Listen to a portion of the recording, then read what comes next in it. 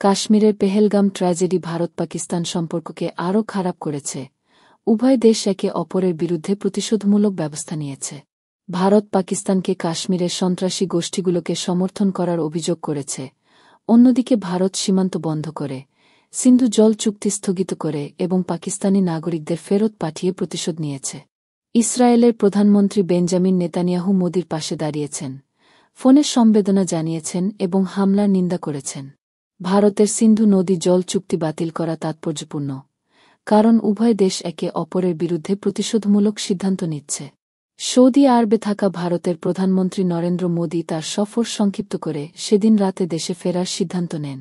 ইসরায়েলের প্রধানমন্ত্রী Benjamin Netanyahu মোদিকে ফোন করে সমবেদনা জানান এবং ফোনে হামলার তীব্র নিন্দা করেন। মোদি নেতানিয়াহুকে হামলা সম্পর্কে জানান এবং হামলার অপরাধী ও সমর্থকদের বিচারের আওতায় আনার জন্য ভারতের দৃঢ় সংকল্পের কথা জানান।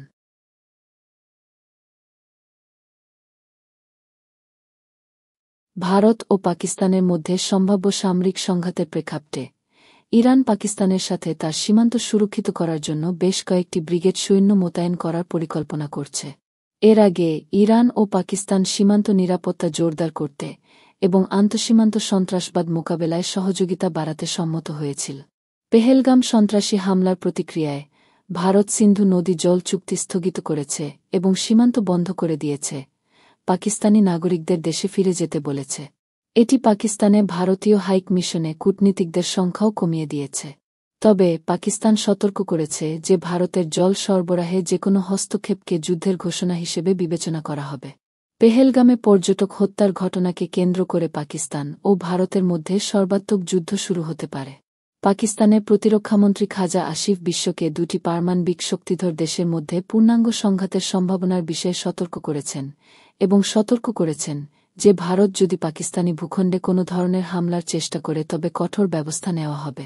জাতিসংঘের মহাসচিব আন্তোনিও গুতেরেস পাকিস্তান ও ভারতকে সংযম প্রদর্শনের আহ্বান জানিয়েছেন। পাকিস্তানের প্রতিরক্ষামন্ত্রী খাজা আসিফ তারেক ভারতের বিরুদ্ধে পাকিস্তানের বিভিন্ন শহরে সন্ত্রাসী হামলার ষড়যন্ত্রের অভিযোগ করেছেন এবং বলেছেন যে দেশটির কাছে গোয়েন্দা তথ্য রয়েছে। তিনি সতর্ক করেছেন যে ভারত যদি পাকিস্তানি ভূখণ্ডে কোনো ধরনের অভিযান চালানোর কথা বিবেচনা করে তবে তার কঠোর জবাব দেওয়া হবে। ভারত যদি পাকিস্তানের কোনো শহরে হামলা করে বা কোনো পাকিস্তানি নাগরিকের ক্ষতি করে তবে পাকিস্তান সমানভাবে জবাব দেবে। খাজা আসিফ ভারত সহ বিশ্বের যেকোনো স্থানে সন্ত্রাসী কর্মকাণ্ডের তীব্র নিন্দা করেছেন, তবে একই সাথে তাদের আত্মরক্ষার অধিকারও রয়েছে। পাকিস্তানি সেনাবাহিনীর একজন উচ্চপদস্থ কর্মকর্তা বলেছেন যে পাকিস্তান যেকোনো অপ্রত্যাশিত পরিস্থিতির জন্য প্রস্তুত এবং খুব সতর্কতার সাথে পরিস্থিতি পর্যবেক্ষণ করছে। তবে ভারতের মতো অপ্রয়োজনীয় উত্তেজনা সৃষ্টিতে তাদের কোনো আগ্রহ নেই। তিনি আরও বলেছেন যে ভারত যদি মনে করে যে টিট ফর ট্যাট নীতি তার ক্ষেত্রে প্রযোজ্য হবে না তবে এটি ভুল। উভয়ই পারমাণবিক শক্তিধর, তাই ভারতের আগ্রাসী মনোভাব একটি ঝুঁকিপূর্ণ পরিস্থিতি তৈরি করতে পারে। অতএব উভয়কেই সতর্ক ও সংযত থাকতে হবে। পাকিস্তান বলেছে যে হামলার স্থানটি ভারত পাকিস্তান সীমান্ত থেকে 200 কিলোমিটার দূরে অবস্থিত। কাশ্মীরে ভারতের 5 লক্ষাধিক সৈন্য রয়েছে, তবুও এমন ঘটনা ঘটেছে যা প্রমাণ করে যে ভারত তার নাগরিকদের নিরাপত্তা নিশ্চিত করতে ব্যর্থ হয়েছে। পাকিস্তানের প্রশ্ন হল, তারা কেন ভেবেছিল যে এমন হামলা পাকিস্তানের জন্য উপকারী হবে, বিশেষ করে যখন জেডি ভ্যান্স ভারতে এসেছেন? এমন হামলা কি কাশ্মীরের স্বাধীনতা আনবে? তারা কেন তাদের নিজস্ব ত্রুটি এবং নিরাপত্তা সমস্যা সম্পর্কে ভাবতে পারে না? তারা কিভাবে তাদের নিরাপত্তা সম্পর্কিত ভুল স্বীকার করবে? ভারত দেশটির সাথে সিন্ধু নদীর জল ভাগাভাগি চুক্তি স্থগিত করা সহ বিভিন্ন ব্যবস্থা নিয়েছে। ফলস্বরূপ পাকিস্তানও তার স্থল ও আকাশ সীমান্ত বন্ধ করে এবং আরও কিছু পদক্ষেপ নিয়ে ভারতের বিরুদ্ধে প্রতিশোধ নিয়েছে। মার্কিন প্রেসিডেন্ট ট্রাম্প ইউক্রেনের রাজধানী কিয়েভে প্রাণঘাতী হামলার ঘটনায় রাশিয়ার প্রতি বিরক্তি প্রকাশ করেছেন। ট্রাম্প দাবি করেছেন যে যুদ্ধ বন্ধ এবং শান্তি ফিরিয়ে আনার প্রক্রিয়ায় উল্লেখযোগ্য অগ্রগতি হয়েছে। মধ্যস্থতা প্রক্রিয়া চলমান থাকায় আগামী কয়েকদিন খুবই গুরুত্বপূর্ণ, তাই মার্কিন যুক্তরাষ্ট্রের পক্ষ থেকে রাশিয়ার উপর অনেক চাপ সৃষ্টি করা হচ্ছে। বুধবার কিয়েভকে লক্ষ্য করে 200টিরও বেশি রুশ ক্ষেপণাস্ত্র ও ড্রোন হামলায় অন্তত 12 জন নিহত এবং 90 জনের বেশি আহত হয়েছেন। পরের দিন একই ধরনের হামলায় অন্তত 7 জন নিহত এবং 60 জনের বেশি আহত হয়েছেন। 64 বছর ধরে চলা ঐতিহাসিক চুক্তি এখন প্রশ্নের মুখে। কিন্তু প্রশ্ন হল, এই সিদ্ধান্ত কি পাকিস্তানের উপর চাপ নাকি মোদী সরকারের ব্যর্থতা ঢাকার কৌশল? ইসলামাবাদ বলেছে, সিন্ধু নদীর পানি বন্ধ করা যুদ্ধ ঘোষণার শামিল। ভারত বলছে চুক্তিটি অব্যবহিত, তবে বিশেষজ্ঞরা বলছেন এই চুক্তি সহজে বন্ধ করা যাবে না এবং পানি বন্ধ করার ক্ষমতা সীমিত। সংশ্লিষ্ট বিশেষজ্ঞরা মনে করেন, আন্তঃসীমান্ত নদীর পানি আটকে পাকিস্তানকে খরাপ্রবণ করার ভারতীয় ষড়যন্ত্র কোনোভাবেই সফল হবে না। দিল্লির এমন সতর্কতা বাস্তবায়ন করা প্রায় অসম্ভব, কারণ ভারত যৌথ নদীর প্রাকৃতিক প্রবাহ সম্পূর্ণরূপে বন্ধ করতে পারবে না। বিশ্বব্যাংকের মধ্যস্থতায় 1960 সালে স্বাক্ষরিত সিন্ধু জল চুক্তি ভারত ও পাকিস্তানের মধ্যে দ্বিপাক্ষিক বোঝাপড়ার এক বিরল উদাহরণ। পাকিস্তান কাশ্মীরে আন্তঃসীমান্ত নদীর পানি বন্ধ করার দিল্লির একতরফা সিদ্ধান্তকে যুদ্ধ ঘোষণা হিসেবে নিয়েছে, সতর্ক করে বলেছে যে প্রয়োজনে সর্বোচ্চ শক্তি দিয়ে এই সিদ্ধান্তের প্রতিরোধ করবে। মোদী প্রশাসনের নেওয়া তড়িঘড়ি সিদ্ধান্ত কেবল মুখ রক্ষার কৌশল এবং পাহালগামে প্রতিরক্ষা ব্যর্থতা থেকে মনোযোগ সরানোর জন্য সিন্ধু জল চুক্তি সংক্রান্ত ষড়যন্ত্র ভবিষ্যতে মোদীর উপর বুমেরাং হতে পারে। কাশ্মীর হামলাকে ঘিরে ভারত পাকিস্তান সম্পর্কে উচ্চ উত্তেজনা বিরাজ করছে। ভারতীয় মিডিয়ার কিছু কর্মকাণ্ড প্রশ্ন তুলেছে। অনেকেই এই হামলার পেছনে বিজেপি সরকারের জড়িত থাকার প্রশ্ন তুলছেন এবং অনেকেই ধীরে ধীরে এ বিষয়ে মুখ খুলছেন।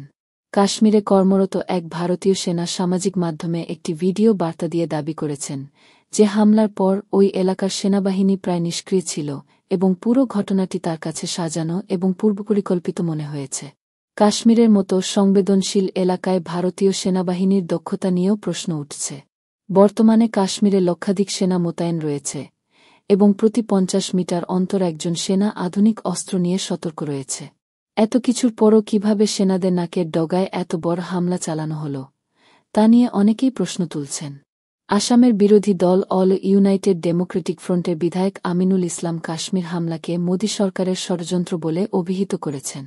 তিনি দাবি করেছেন যে 2019 সালের ফেব্রুয়ারিতে পুলওয়ামায় কেন্দ্রীয় আধা সামরিক বাহিনীর কনভয়ে আত্মঘাতী বোমা হামলা এবং গত মঙ্গলবার পাহালগামে হামলা উভয়ই সরকারি ষড়যন্ত্র ছিল। এমন মন্তব্যের পর আমিনুল ইসলামকে স্বাভাবিকভাবেই পুলিশ গ্রেপ্তার করেছে। ভারতের যেকোনো ইস্যুতে সাম্প্রদায়িকতার তকমা লাগিয়ে মুসলিম বিরোধী মনোভাব ছড়িয়ে দেওয়া এখন স্বাভাবিক ঘটনা হয়ে দাঁড়িয়েছে। পাহালগাম হামলার সময় জঙ্গিদের সঙ্গে বন্দুকযুদ্ধে ভারতীয় সেনাবাহিনীর জন্টু আলী শেখ নামে এক মুসলিম সেনা নিহত হন। এছাড়াও সৈয়দ আদিল হোসেন শাহ নামে এক পণি চালক পর্যটকদের বাঁচানোর চেষ্টা করতে গিয়ে গুলিতে ঝাঁঝরা হয়ে যান। যদিও কিছু ভারতীয় মিডিয়া দাবি করছে যে হামলায় কেবল হিন্দুদের লক্ষ্যবস্তু করা হয়েছিল, আদিল এবং ঝন্টু তাদের জীবন উৎসর্গ করে সেই দাবি ভুল প্রমাণ করেছেন। গুগল সম্প্রতি একটি সাইবার হামলার ঘটনা সম্পর্কে জিমেইল ব্যবহারকারীদের সতর্ক করেছে, যার ফলে 1 লাখেরও বেশি ক্ষতি হয়েছে। হ্যাকাররা এখন 300 কোটিরও বেশি ইমেল অ্যাকাউন্টকে লক্ষ্যবস্তু করছে, যেখানে ম্যালওয়্যার হামলা প্রধান। বিশেষজ্ঞরা পরামর্শ দেন যে বেশিরভাগ সাইবার হামলা ফিশিংয়ের মাধ্যমে ঘটে এবং ব্যবহারকারীর অজান্তেই গুরুত্বপূর্ণ তথ্য চুরি হতে পারে।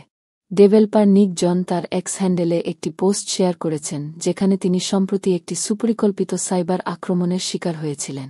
সাইবার অপরাধীরা গুগলের অবকাঠামোর দুর্বলতার সুযোগ নিয়েছিল, যার ফলে সাইটটি google.com ঠিকানার একটি ইমেল এসেছিল। গুগল এই বিষয়ে ব্যাপক গবেষণা করেছে এবং বলেছে যে নিরাপত্তা দুর্বলতা ঠিক করা হয়েছে। এই ধরনের আক্রমণ থেকে রক্ষা করার জন্য 2 ফ্যাক্টর প্রমাণীকরণ এবং পাসকি ব্যবহার করা উচিত। গুগল আরও বলেছে যে কোম্পানি কখনও কারও পাসওয়ার্ড বা ওয়ান টাইম পাসওয়ার্ড চায় না বা নিশ্চিত করার জন্য পুশ নোটিফিকেশনে ক্লিক করতে বলে না। বিশেষজ্ঞরা বলছেন যে 80 থেকে 90% সাইবার আক্রমণ ফিশিংয়ের মাধ্যমে শুরু হয়। 80% পাসওয়ার্ডের মতো লগইন তথ্য চুরি করার চেষ্টা করে। কখনো কখনো হ্যাকাররা ইমেলগুলিতে অ্যাক্সেস পায়, কিন্তু ব্যবহারকারী এটি সম্পর্কে সচেতন নন। অজান্তেই অনেক গুরুত্বপূর্ণ তথ্য চুরি হয়ে যায়।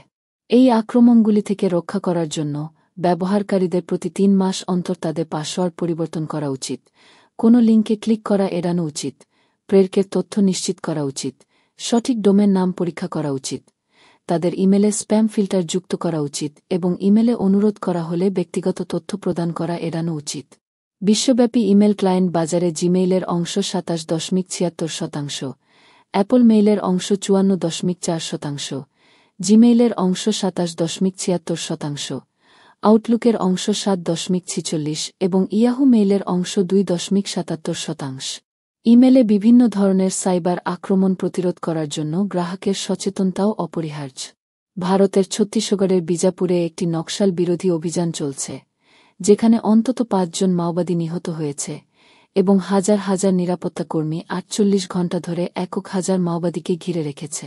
ঘন জঙ্গল এবং পাহাড়ের কারণে নিরাপত্তা বাহিনী অতিরিক্ত সতর্কতা অবলম্বন করছে।